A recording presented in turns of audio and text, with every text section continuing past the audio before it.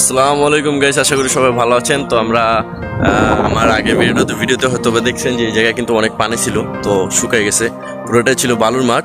তো বর্ষার পানিতে ওই যে ওই কোণারে অল্প কিছুক্ষণ পানি গেছিল, তো বর্ষার যে শেষ পানিটা নেমে গেছে, বাকি কিছু পানি রয়ে গেছে আর কি, পানি রয়ে গেছে। তো ওই জায়গার মধ্যে কিছু মাছও আটকা পড়ছে। আমরা ওই জায়গায় বসার পরে দেখলাম যে না, কিছু মাছ ওই জায়গায় অনেক লাফালাফি করতেছে। তো এইদিকে মামারে পাঠাইছি বংশী আনার জন্য, এন কি যেন একটা বংশী পাচ্ছে। তো আমরা বললাম যে যেহেতু বসে রয়েছি, তো এখানে এই যে একটা বংশী আছে, তো ওই বংশী নিয়ে আমরা ট্রাই করে দেখি ওই জায়গাতে মাছ ধরতে পারি কিনা। তো গাইস আমার সাথে থাকুন, আপনাদেরকে দেখাবো যে আমি কি মাছ পাইলাম। আর ওই জায়গায় অনেক মাছ লাফাইতেছে, তো পানিও অল্প, তো দেখি ওই জায়গাতে কি মাছ ধরতে পারি। আপনারা সাথে দেখুন, ভিডিওটা দেখুন। তো গাইস ফাইনাল কিন্তু আমরা একটা বংশী পাইছি, তো এই বংশী দিয়ে মাছ ধরবো। তো আমাদের সাথে থাকুন, দেখি ওই জায়গাতে কি মাছ পাওয়া যায়। দেখতেই পাচ্ছেন পানিতে মূলত ওই পার থেকে এই পারে পানিটা চলে আসছিল। তো এখন ওই যে একটু অল্প পানি, বেশি পানি না কিন্তু একদম অল্প পানি। তো এই জায়গার মধ্যে অনেক মাছ লাফাইতেছে। তো আমরা চেষ্টা করবো আপনাদেরকে মাছ ধরে দেখানোর জন্য, আর চেষ্টা করবো মাছ ধরতে পারি কিনা। তো গাইস আমার সাথে দেখুন, দেখি যে এই অল্প পানি থেকে মাছ ধরতে পারি কিনা। আপনারা দেখতেই পাচ্ছেন কি পরিমাণ মাছ এই জায়গায় লাফাইতেছে। তো আমরা মাছ ধরবো, আমাদের সাথে দেখুন, দেখি মাছ ধরতে পারি কিনা। তো বসে দিয়ে আমরা চেষ্টা করতেছিলাম মাছ ধরার জন্য, বারবার উঠাইতেছিলাম। এমনিতে আদারটা খাবার চেষ্টা করছিলাম মাছে, কিন্তু মাছ ধরতে পারছিলাম না বসি দিয়ে।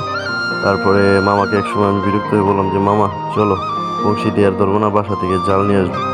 তারপর আমি চলে গেলাম জাল আনতে। ও গাইস, বসি দিয়ে কোনো মাছ পাই নাকি, তো যে কারণে বাসা থেকে জাল নিয়ে আসছি, জাল। তো জাল দিয়ে চেষ্টা করতেছি মাছ ধরার জন্য।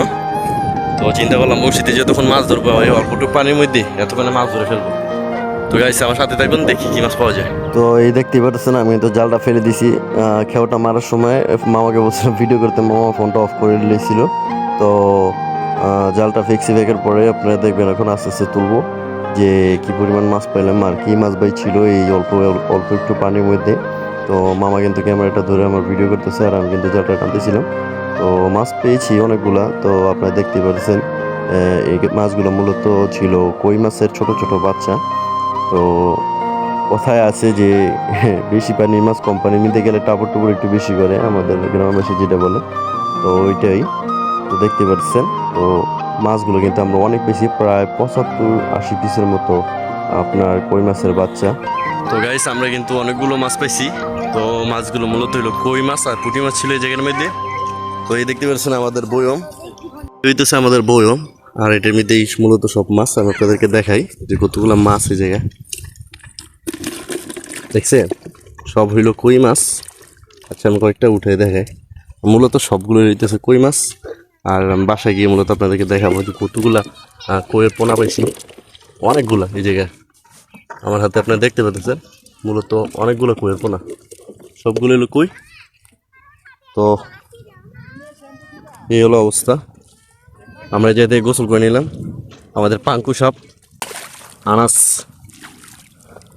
তো গাইস এখন আমরা চলে যাব, এই হলো অবস্থা। তো এই দেখতে পাচ্ছেন মাছ। তো আমরা বাসায় আসার পরই গামলার মধ্যে সবগুলো মাছ ছেড়ে দিছি, মূলত দেখার জন্য যে আমরা কতগুলো মাছ ধরলাম। তো দেখতেই পাচ্ছেন অনেক বড় বড় কিন্তু মাছ, অনেক কষ্টের পরে আমরা এতগুলো মাছ